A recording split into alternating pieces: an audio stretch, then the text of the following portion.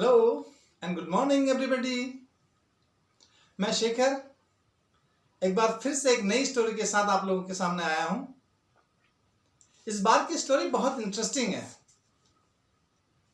ये स्टोरी भगवान शंकर और मां पार्वती के बीच में जो कन्वर्जेशन होता है उस पर बेस्ड है।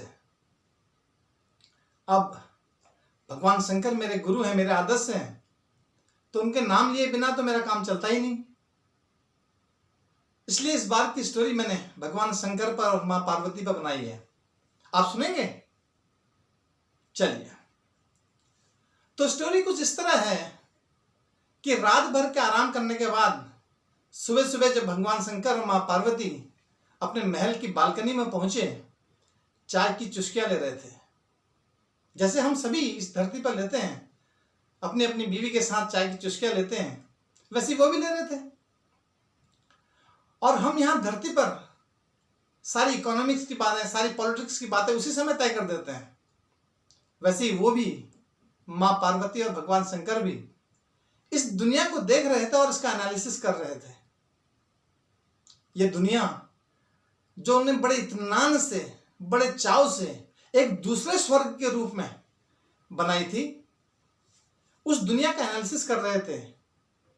देखते क्या है कि यहां पर रहने वाला इंसान, वो ऊपर से झांक रहे तो ऐसे नीचे दिखता है, वो देखते क्या है कि यहां पर रहने वाला इंसान बहुत ही दुखी, बहुत परेशान, बहुत टेंशन में है, और कभी कभी तो इतने डिप्रेशन में रहता है कि खुद की जीवन लीला समाप्त कर देता है।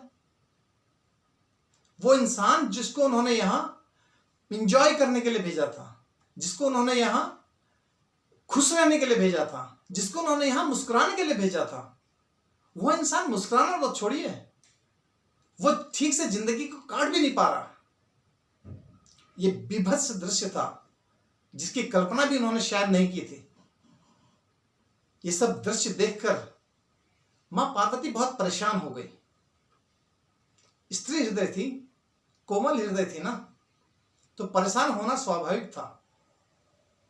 तो जब परेशान हो गई तो इस परेशानी में शंकर से बोली, भगवान ये हो क्या रहा है?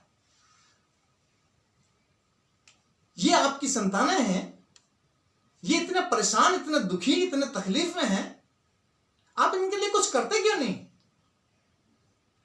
तो भगवान शंकर अपनी चाय की प्याली को किनारे रखा, पार्वती की तरफ देखा और मुस्कुरा दिया। अब उनका यही मुस्कुराना उनके लिए घातक साबित हो गया। आप जरा कल्पना करो, आप अपनी बीवी के साथ चाय पी रहे हो, बीवी को परेशानी हो, अपनी शिकायत आपसे कर रही हो, तनाव में हो, आप उसको समझाने के बजाय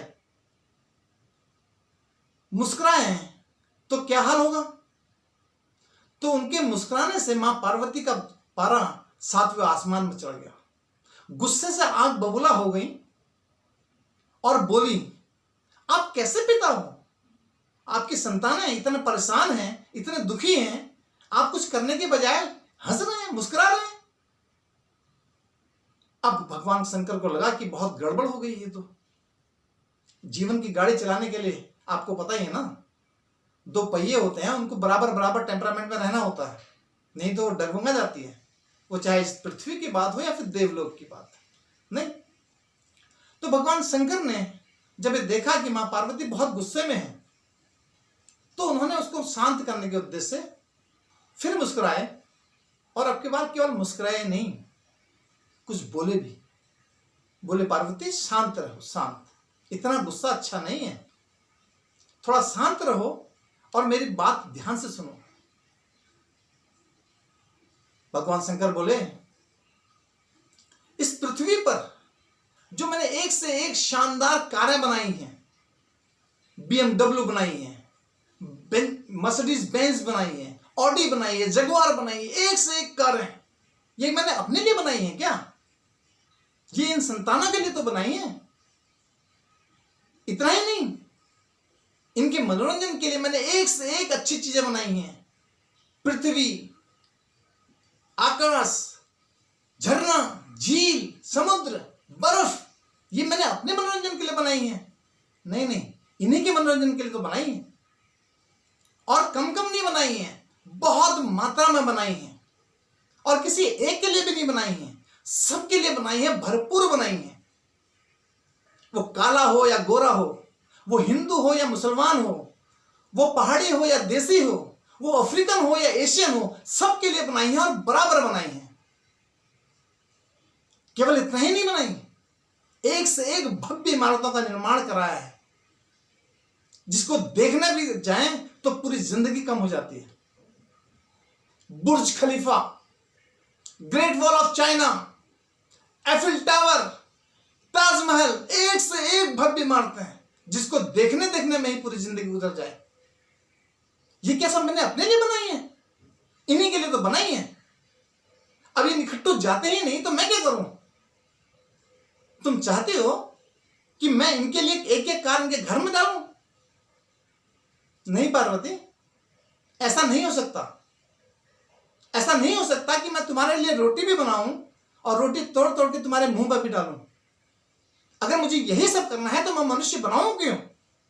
अरे रोटी बना दी तो खाओ तो सही, कम से कम कुछ तो खुद अपने हाथ से खाओ। अब की बार गुस्सा होने की बारी भगवान शंकर की थी। अब की बार मां पार्वती को लग गया कि यह मामला ज्यादा ही सीरियस हो गया, तो उसको शांत करने के उद्देश्य से बोली, भगवान आप तो जगत पिता हैं, आप नाराज ना हो। ये हैं तो हैं, आखिर अपनी संतानें ही तो हैं। अगर निखट्टू निकल गए तो क्या कर सकते हैं? अब इनको धक्का देकर समुद्र पर तो नहीं डाल सकते। आप तो जगत पिता है, सर्वज्ञ हैं, सब कुछ जानते हैं। कुछ करिए ना, अपनी संतानें हैं, उन्हीं के लिए कुछ करिए।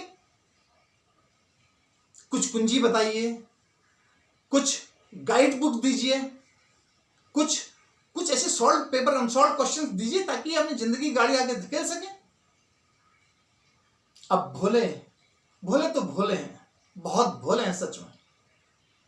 जरा सी बात में गुस्सा आता है, जरा सी बात में शांत हो जाते हैं।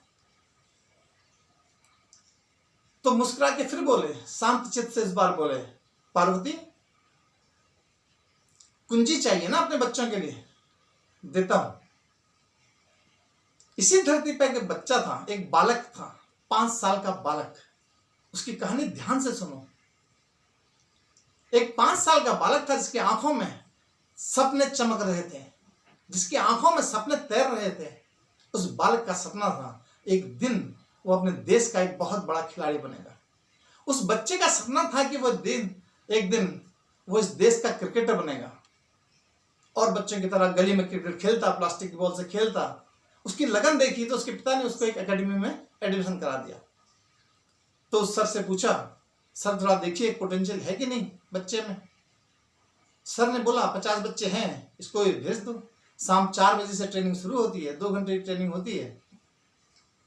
तो अब ये और बच्चों की तरह रोज शाम को 4 बजे ग्राउंड पर जाता और वहां कुछ दौड़ फूड़ करते, बच्चे हा हा हू करते, मनोरंजन करते, घर आते, टीवी देखते, सो जाते। ये रूटीन चलता गया। अब कुछ दिनों करने के बाद इस बच्चे को लगने लगा कि यार कुछ हो नहीं रहा, कुछ मजा नहीं आ रहा, कुछ परिवर्तन महसूस नहीं हो रहा। तो डरते डरते अपने सर के पास पहुंचा, सर कुछ परिवर्तन महसूस ही नहीं हो रहा। ऐसे क्या मैं क्रिकेटर बन पाऊंगा? ऐसे क्या मैं अपने देश के लिए खेल पाऊंगा? सर ने पूरी गंभीरता से कहा, सच बात कहा लेकिन कड़वी बात कही कि बेटा तेरे साथ ये 50 बच्चे हैं ना, ये कोई क्रिकेटर नहीं बन पाएगा। और इस शहर में जो 500 बच्चे अलग अलग ग्राउंड में खेल रहे हैं ना, वो भी क्रिकेटर नहीं बनने वाले। अरे 2 घंटे में 50 बच्चे प्रैक्टिस करते हैं तो एक बच्चे के हिस्से में कितने मिनट आते हैं? 2 मिनट। और कोई 2 मिनट में क्रिकेटर बनने का सपना देखता हो तो या तो वो मूर्खों की श्रेणी में रहता है या खुद ही बहुत मूर्ख है। गुरु का इतना कहना था कि उस ग्राउंड में पिन ड्रॉप साइलेंस हो गया। किसी ने कुछ नहीं बोला, किसी बच्चे ने कोई रिएक्शन नहीं दिया, लेकिन इसकी आंखों में तो तब सपना तैर रहा था ना, अपने देश के लिए खेलने का सपना तैर रहा था ना। तो फिर दर्द से पूछा, गुरुजी मुझे तो क्रिकेटर बनना है, हर हाल में क्रिकेटर बनना है। आप जो कहोगे मैं वो करने को तैयार हूं, जैसा कहोगे मैं वैसा करूंगा, लेकिन मुझे क्रिकेटर बस बना दो। गुरु ने बहुत गंभीर होकर पूछा, सोच ले, बहुत मेहनत करनी होगी। सोच लिया सर जी, जो कुछ कहोगे करूंगा। 12-12 घंटे प्रैक्टिस करनी होगी। करूंगा सर जी। धूप छांव, गर्मी, जाड़ा, बरसात, भूख प्यास सब छोड़नी होगी। सब छोड़ूंगा गुरुजी। संडे, मंडे, बर्थडे, जितने भी डे होते हैं वो सब छोड़ने होंगे। सब छोड़ूंगा गुरुजी, बस क्रिकेटर बना दो। तो ठीक है, कल से आ जाना। कल सुबह 4 बजे ग्राउंड पर आना। 12-12 घंटे की प्रैक्टिस शुरू करते हैं। कल सुबह 4 बजे से गुरुजी? आज ही से शुरू कर दो ना। अभी आया तो हूं, आज ही से शुरू कर दो। आज ही से शुरू करेगा? गुरु अचंभित था। उसके जीवन में इस तरह का बालक इससे पहले आया नहीं था। उसको लगने लगा था कुछ है, बंदे में कुछ दम है। तो उसने सारे बच्चों से पूछा, कौन कौन इस देश के लिए खेलना चाहता है? तो 51 बच्चों का हाथ खड़ा हो गया। जो जो भी इस देश के लिए खेलना चाहता है, आज से ही प्रैक्टिस चालू होगी। अभी से इस ग्राउंड के 50 चक्कर लगाओ। 50 चक्कर? यहां तो 5 चक्कर लगाने पे आते बाहर निकल आती हैं। 50 चक्कर? तो बाकी के जो 50 बच्चे थे, उन्होंने अपनी किट बैग पहनी और डुक डुक डुक डुक करके सीधे घर। ये अकेला बच्चा था जिसने चक्कर लगाने शुरू किया। 1, 2, 5, 10, 15, 20, 25 चक्कर लगाते लगाते इसको खुद चक्कर आ गया। बेहोश होकर जमीन पर गिर पड़ा। अब सर के हाथ पांव फूल गए। दौड़े दौड़े आए, पानी के छींटे मारे, पानी पिलाया, होश में लाए और कहा, बेटा आज बहुत हो गया, बाकी का चक्कर कल लगा लियो। नहीं सर, आज का मतलब आज, और 50 चक्कर का मतलब 50 चक्कर, नॉट 49। कल के चक्कर कल लगाऊं सर। फिर चक्कर लगाना शुरू हो गए। 25, 30, 40, 50 और 50 चक्कर लगाते लगाते जिंदगी में, जीवन में, शरीर में जितनी शक्ति थी सब खत्म हो गई थी। लड़खड़ाते हुए घर गया, बिस्तर में पलटा और सो गया। कब नींद आई, कब उठा पता नहीं। सुबह 4 बजे उठना था, उठा। अब जब सुबह उठा तो पूरे शरीर में दर्द, रोम रोम में दर्द था। हर जॉइंट में बेशुमार पीड़ा हो रही थी। शरीर जैसे ऐंठा हुआ था, अकड़ा हुआ था। सामान्य परिस्थिति होती, किसी की हिम्मत नहीं होती उठने की। मां ने समझाया कि बेटा आज मत जा, कल चला जाना। पिता ने समझाया कि 2 दिन नहीं जाएगा तो क्या आफत आ जाएगी। लेकिन आंखों में सपने किसके थे सर? मां बाप के थे? नहीं ना। क्रिकेटर बनने का सपना किसका था सर? मां बाप का था? नहीं ना। सपने तो इसके थे, नींद तो इसको नहीं आ रही थी। क्रिकेटर तो इसको बनना था ना। किट बैग उठाया, ग्राउंड पर पहुंचा, 12 घंटे की प्रैक्टिस चालू। 12 घंटे के बाद घर आता, टूटा फूटा हालत में घर आता, सो जाता, सुबह उठता, फिर शरीर में वही दर्द, वही परेशानी, वही रोम रोम में दर्द, वही अकड़न जकड़न। लेकिन क्रिकेटर बनना था। फिर ग्राउंड में, फिर 12 घंटे की प्रैक्टिस। इस तरह दिन, सप्ताह, महीने बीतते चले गए। इसके बाकी के 50 जो साथी थे, वो 4 बजे आते, हु हा करते, 2-4 मिनट खेलते, घर जाते, टीवी देखते, सो जाते। आनंद हो रहा था उनकी जिंदगी में। और इसकी जिंदगी में टूटी फूटी अवस्था में घर आता, भूखा प्यासा होकर घर आता, लेकिन फिर सुबह चले जाता ग्राउंड में। इस कदर प्रैक्टिस थी, इस कदर कष्ट था। लेकिन कष्ट तो अभी और होने बाकी थे। ये कष्ट नहीं होते हैं, ये परीक्षा होती है जो प्रकृति आपकी लेती है। परीक्षा होती है कि आप उस काबिल हैं भी कि नहीं। प्रकृति देखना चाहती है कि आप इस देश को रिप्रेजेंट करने के काबिल हैं भी कि नहीं है। आप में वो दम है भी कि नहीं है। ये कष्ट नहीं होते, ये प्रकृति की परीक्षा होती है। एक दिन मैच खेल के घर आया, इसकी टीम हारने के कगार पर पहुंच गई। ये बगैर आउट हुए घर आया। दूसरे दिन सबको लगने लगा कि सुबह सुबह टीम आउट हो जाएगी और ये हार जाएंगे। घर आया, रात को इसके पिता का देहांत हो गया। कष्ट, कल्पना कीजिए सर, उसकी जगह अपने आप को रख के दीजिए। देखिए, एक तरफ उसकी टीम को उसकी जरूरत थी ग्राउंड पे कि वो टीम को मैच बचाता, दूसरी तरफ घर पर उसके पिता की लाश को जरूरत थी कि बेटा उसका अंतिम क्रियाक्रम करता। द्वंद्व की पराकाष्ठा थी, टेंशन की पराकाष्ठा थी, तनाव की पराकाष्ठा थी। कितने लोग हैं जो इस स्थिति में सही डिसीजन ले लेंगे? मां ने समझाया, कोच ने समझाया। मां ने कहा कि बेटा, तेरे पिता का भी सपना था कि तू क्रिकेटर बने, तेरे से ज्यादा सपने वो देखते थे कि तू एक दिन क्रिकेटर बने। इसलिए अगर तू ग्राउंड पर जाता है और शाम को लौटता है तो इनका अंतिम संस्कार तो शाम को भी किया जा सकता है, अब जिंदा तो है नहीं। तो भारी मन से ग्राउंड पर गया, टीम को मैच बचाया, खिलाड़ी का अपना कर्तव्य पूरा किया, घर आया, पिता का अंतिम संस्कार किया, पुत्र के रूप में अपना कर्तव्य पूरा किया। और हम जरा जरा सी बातों पर गिव अप करते हैं, जरा सा परेशानी हुई नहीं हमने छोड़ देते हैं, तमाम तरह की बहानेबाजी करते हैं। जरा उस बच्चे के द्वंद्व को समझिए, उसके कष्ट को समझने की कोशिश कीजिए, वहां खड़े होकर देखने की कोशिश कीजिए। आज वो बच्चा न केवल हिंदुस्तान का बल्कि इस दुनिया का सबसे बड़ा क्रिकेटर है। इस दुनिया की सारी सुख सुविधाएं, सारे दौलत, सारे ऐशो आराम की चीजें उसके कदमों तले हैं।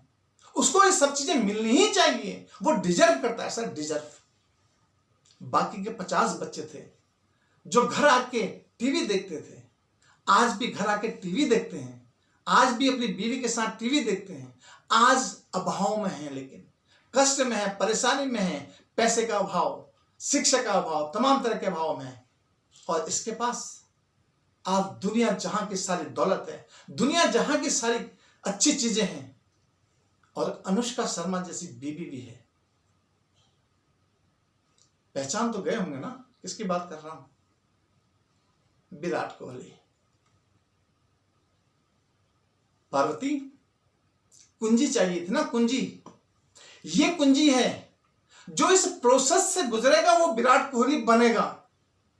दुनिया का कोई भी आदमी हो, कितने भी आदमी, जो इस प्रोसेस से गुजरेगा वो विराट कोहली बनेगा, और जो इस प्रोसेस से नहीं गुजरेगा वो कभी विराट कोहली नहीं बनेगा। चाहे मेरे 50 भंडारे कराए, चाहे मेरे नाम के जितने तप जप कराए, वो कभी विराट कोहली नहीं बनेगा। ये कुंजी है पार्वती, जाओ इस कुंजी को अपने बच्चों को बांट के आओ। और हां, जाते जाते मेरे लिए एक कप कॉफी जरूर बना दो। ये तुम्हारी जनरेशन है ना, इसने मेरा दिमाग खराब करके रख दिया। और इस बार मां पार्वती और भगवान शंकर फिर कैलाश पर्वत पर बैठे हैं, कॉफी की चुस्कियां ले रहे हैं, फिर इस धरती को निहार रहे हैं। इस धरती पर रहने वालों की नाटकबाजी, नौटंकीबाजी को देख मुस्कुरा रहे हैं। मां पार्वती इस बार परेशान नहीं हो रही। प्लीज लाइक, सब्सक्राइब और शेयर करना न भूलें।